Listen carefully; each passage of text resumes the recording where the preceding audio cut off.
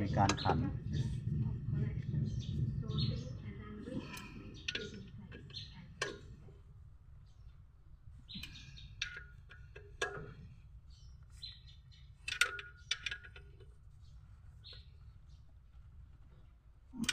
ว่าคุณจะชวนเพิ่นไปเก็บซอยบาตูนว่าครอบครัวบาตูนแต่ว่ามีใครเด็ดที่เก็บมีแต่เพิ่นกับแม่เนี่ยเก็บเก็บกาแฟที่โดนเนาะหรือไปเก็บกาแฟบาตูน